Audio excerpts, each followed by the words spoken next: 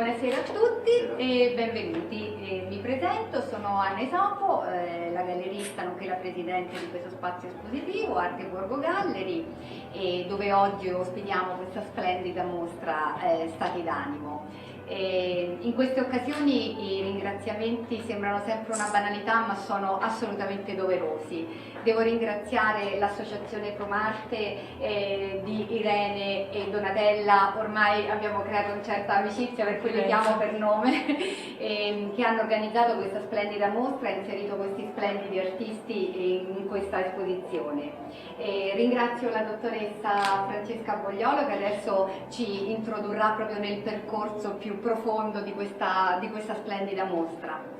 Naturalmente gli artisti, che sono sicuramente la parte più importante, proprio perché se non ci fossero loro tutto questo non sarebbe possibile. E devo ringraziare una persona che arriverà fra poco e si chiama Diana Cardaci, che comunque coinvolgerà gli artisti in una sorta di colloquio e uno scambio di emozioni. La mostra Stati d'animo che inauguriamo oggi si svolgerà fino al 25 settembre, per cui ci aspettiamo che chi magari oggi non è potuto intervenire lo farà sicuramente durante la settimana. Per cui vi rinnovo i ringraziamenti, grazie a tutti e lascio subito la parola alla dottoressa. Grazie.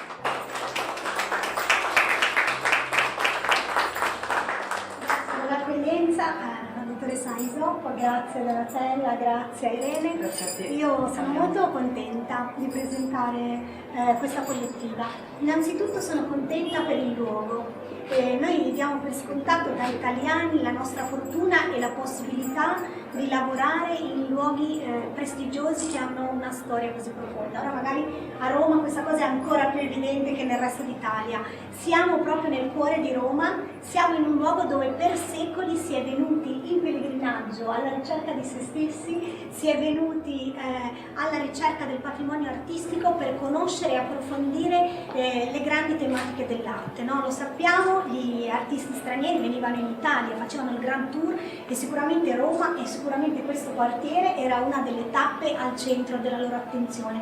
Non diamolo per scontato, noi italiani siamo abituati a vivere nella bellezza e forse siamo poco abituati a renderci conto della bellezza perché ne abbiamo talmente tanta che a volte finiamo per darla per scontato. Ecco, non diamola mai per scontato perché è veramente una fortuna. Poi io parlo da ligure, per me venire a Roma è sempre un'esperienza bellissima, vengo spesso, nonostante questo c'è sempre qualcosa che non ho visto, o di romano, o di paleocristiano, o di medievale, insomma, tutta l'Italia è così, per cui accorgiamoci di questa fortuna.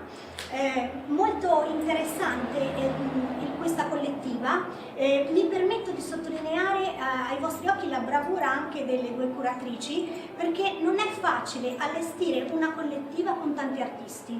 Anche questa è una cosa che noi magari non sottolineiamo mai abbastanza, parlo di noi come insomma, categoria professionale. Diamo per scontato quando entriamo a vedere una mostra che la mostra sia guardare l'esposizione. L'allestimento è una parte fondamentale per una mostra, così come per il teatro la messa in scena, valorizza un'opera a seconda di come la si espone e riuscire a far dialogare tante persone che hanno diversi punti di vista sul mondo, come in questo caso, credetemi, non è scontato. Non è scontato perché sono diversi i formati, non è scontato perché sono diverse le tecniche, non è scontato perché a seconda del gusto personale ci sono artisti che espongono le opere con la cornice, senza cornice, più piccole, più grandi, dove la luce va a cadere in modo differente. Per cui anche in questo vi prego di fare molta attenzione. La mostra è stata intitolata Stati d'animo. Io mi sono messa a riflettere su che cosa poteva voler dire per me presentare questi artisti che sono già venuta a vedere ieri per avere una panoramica diciamo completa di come poteva essere il lavoro finito. Mi è venuta immediatamente in mente una frase di Alda Merini, che in una poesia dice: ci sono giorni che non si staccano dalle pareti. I giorni che non si staccano dalle pareti esistono per ciascuno di noi.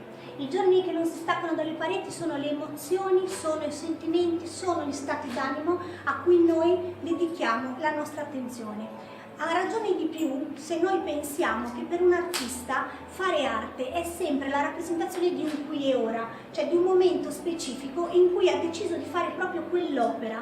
ha effettuato una scelta di come fare e una scelta di che cosa fare, quindi una scelta che riguarda il soggetto, una scelta che riguarda la tecnica.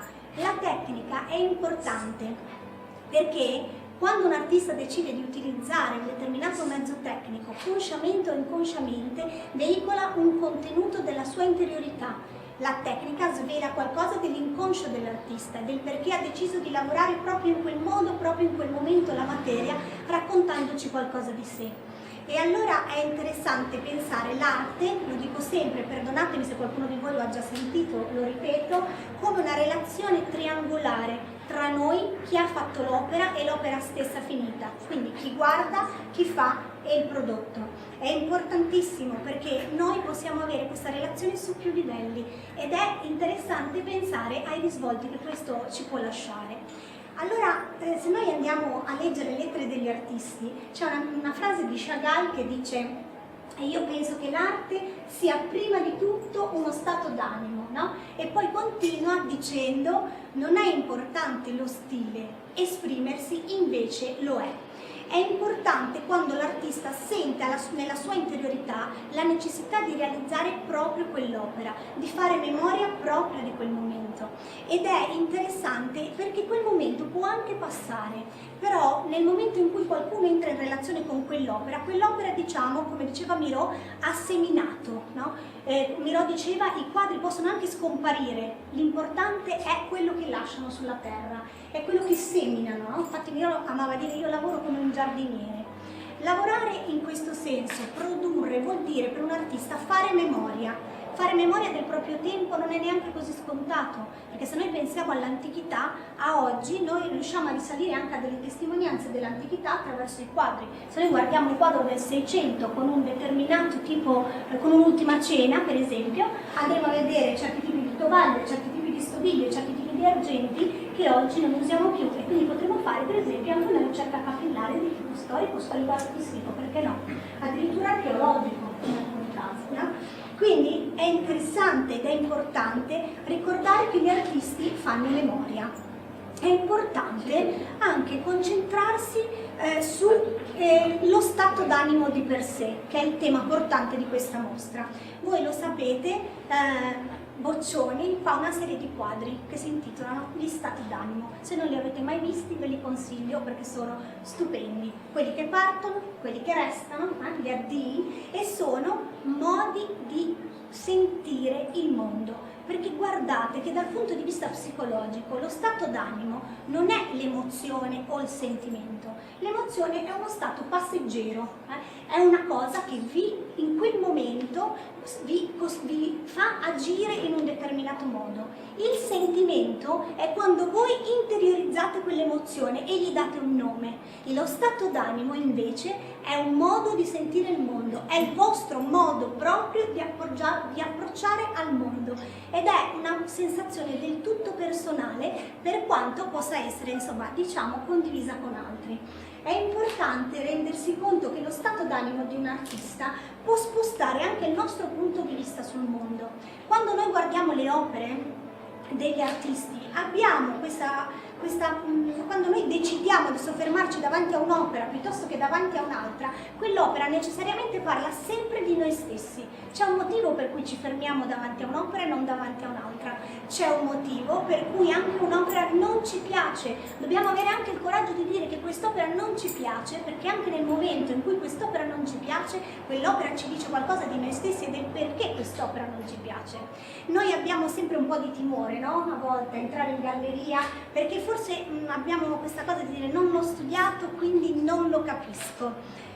Io quest'anno amo dire sempre alle presentazioni che se io chiedessi a voi a quanti di voi piace viaggiare, quasi tutti alzerebbero la mano. Però se io chiedo a voi a quanti di voi proprio piace così entrare in una galleria d'arte o in un museo d'arte contemporanea, magari qualcuno tituba un po'. Eppure guardate che concettualmente non c'è nessuna differenza, perché si viaggia per scoprire qualcosa di se stessi, per imparare qualcosa di più, per avere suggestioni nuove, per ricercare, ed è una tendenza naturale dell'uomo. Entrare a contatto con l'arte è esattamente la stessa cosa. Allora entrare in galleria paradossalmente è come fare un viaggio lungo, breve, quello cielo, decidetelo voi. Saramago diceva: il viaggio non finisce, soltanto i viaggiatori finiscono, no? L'arte non finisce, soltanto noi finiamo.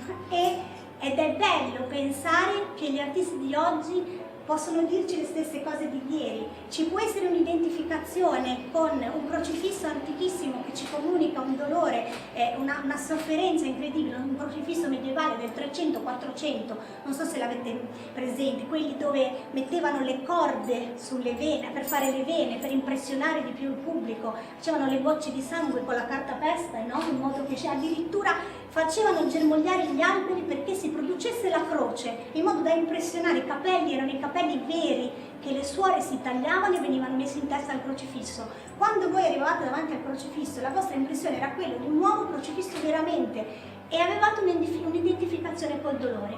Oggi noi abbiamo degli artisti che espongono come tre sieni un letto sfatto pieno di cose sopra, tovaglioli, libri aperti, tutto quello che vi può venire in mente, proprio un letto in disordine. Allora, quando noi entriamo in una galleria d'arte contemporanea, il sentimento che lei vuole suscitare in noi è lo stesso che voleva esercitare quell'artigiano del Medioevo, cioè l'identificazione. Quel letto lì potrebbe essere il letto di chiunque di noi che in una volta per quella vita ha provato quel sentimento ed è stato in grado di riconoscerlo e di riviverlo nel momento in cui è entrato.